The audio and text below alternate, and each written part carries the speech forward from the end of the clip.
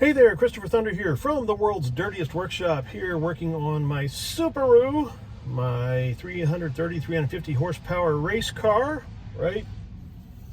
Now, what I'm doing here today is I'm joining wires. Now, normally when you're joining wires, you might only need 1/4 of an inch of wire. When I'm doing joints like this, so I'm doing 3-in-1 here, right? And I'm just doing one extension here so that this harness is a little bit more relaxed. I'm cutting more than 1/4 of an inch. I'm cutting nearly 1/2 an inch of wire. Now, why is that? Well, for starters, anybody that uses a soldering iron in their car like this is probably a fool. Yeah, you see a lot of car installers do it, but yeah, you can drip solder in strange places, and it can go in unexpected directions when you twitch your hand or whatever. And when that happens, you're in a bind. Okay, you're in trouble, because now that bead of solder went somewhere and you have no idea where it is. Now, what I'm doing here is I'm trying to get this long butt connector as close as I can to the end of that wire. Just checking it for distance and making sure that it's not fraying when it's going in. And it looks like it's going to be fine. Now, I've got two crimpers here, right? And they do crimp differently if you look at the way the jaws look. This one seems to make the crimps in a different dimension than this one. So the crimp might be this far over from the edge, maybe 1 or 2 millimeters over from the edge. This one seems to put the crimp right on the edge.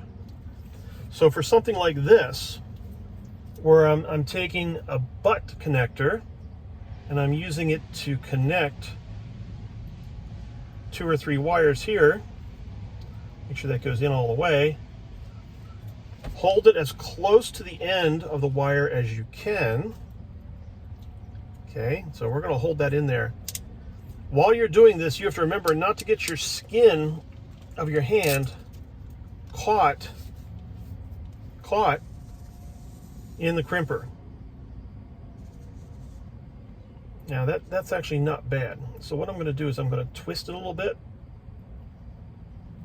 That's not bad, because I know the wire's all the way up to there. Okay, so that's crimped in about 3 millimeters from the edge of that wire. And that's fine. Okay, so you twist that, give it a twist, make sure it's right, make sure it's solid. You could even try to crimp it another time.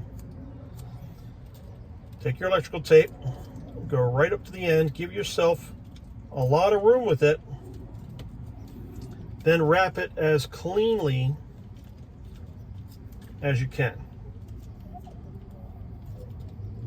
Okay? Now, even with all that going on, what I can do is I can come back and just get it a little tighter. So that's going into red, right?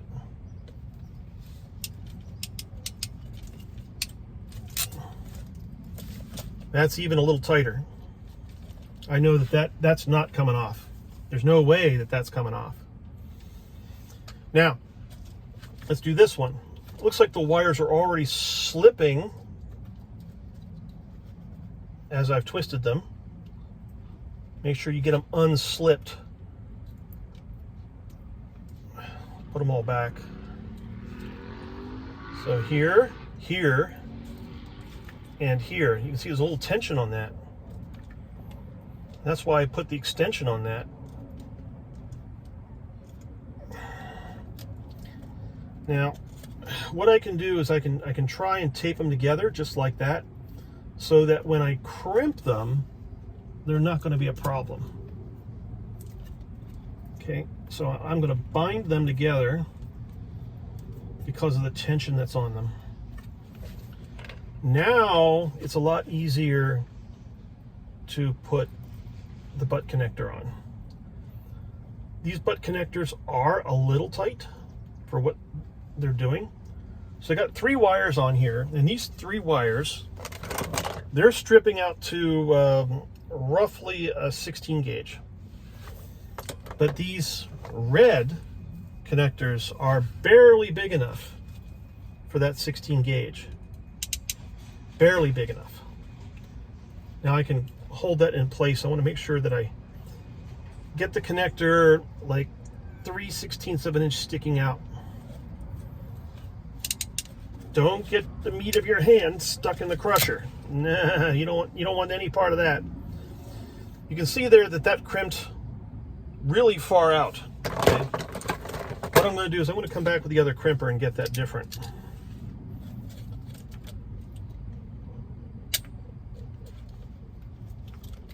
Yeah, there, I got the meat of my hand stuck in there. There we go. That's much better. Now, checking my crimper here. Yeah, what I probably want to do is go right up to the end with that one. Now you can see why I've got two crimpers.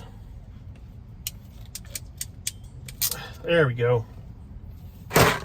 Yeah, why does this guy need two crimpers, man?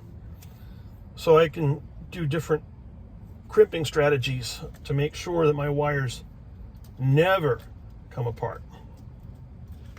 Believe me, once you get this thing all wrapped up back in your car stereo unit, you do not want to have it fail on you. You want to know that 10 years from now, those connections are still strong. That's what you want to know. No screw-ups.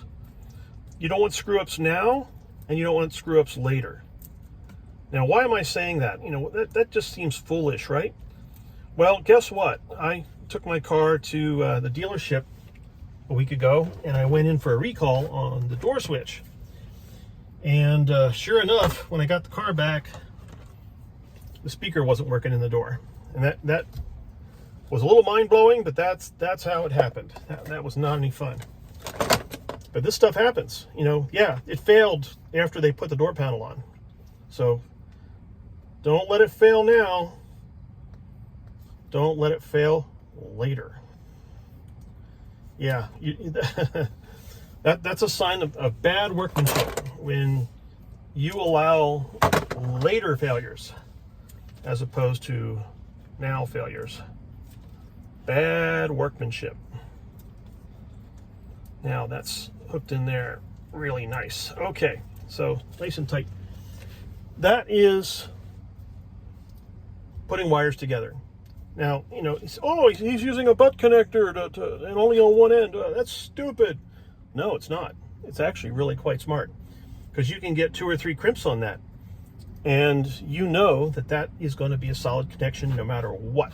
It's never going to break. It's going to be perfect. That is a sign of great workmanship. Now, I have this rear camera wire here, and I'm wondering if these two need to be connected.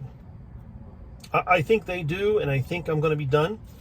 But I'm going to go back and check the documentation, and then I can get this project on the road. Thanks for watching me, Christopher Thunder, from the world's dirtiest workshop. Bye-bye.